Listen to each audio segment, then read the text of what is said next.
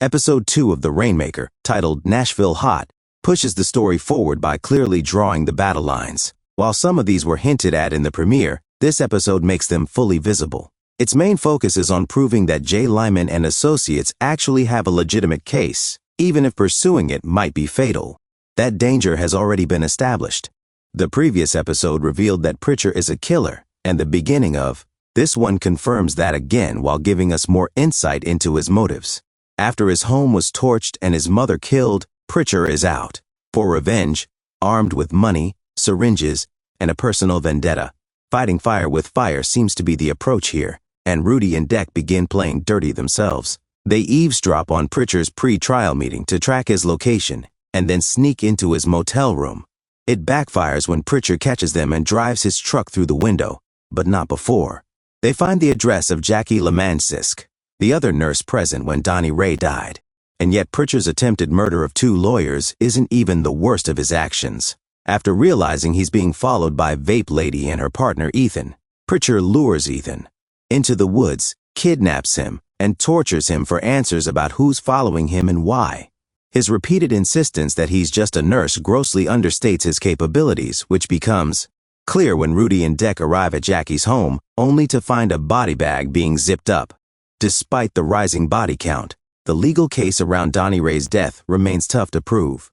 His exhumed body reveals opiates in his system, making it nearly impossible to argue he died from anything else. A settlement is the only realistic option, but Donnie's mother, Dot, refuses. She believes firmly that her son was clean and that his death was no accident. Proving that is the real challenge. Rudy and Deck dig deeper, visiting Donnie's apartment. There, they find evidence of his sobriety, framed recovery coins, a delicate wood carving setup, and a possible key piece of evidence: old urine left in the toilet, untouched since EMTs took Donnie away. Lab tests confirm he was drug-free before being hospitalized, but the evidence isn't court admissible due to how it was collected. Still, Rudy uses it to bolster his legal argument that there's enough uncertainty around Donnie's cause of death to take the case forward. The legal battle is far from over. It's also clear that underhanded tactics will be used by both sides. Keeley, who clearly has secrets, increases the settlement offer. But Dot won't be swayed, prompting Drummond to begin manipulating Sarah and Rudy's relationship.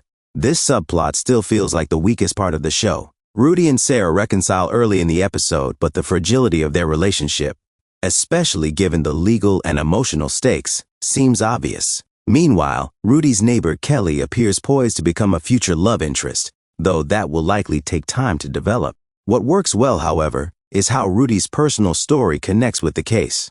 Having lost his own brother, John, Rudy made a promise to care for their mother, a connection that helps him relate to Dot's pain.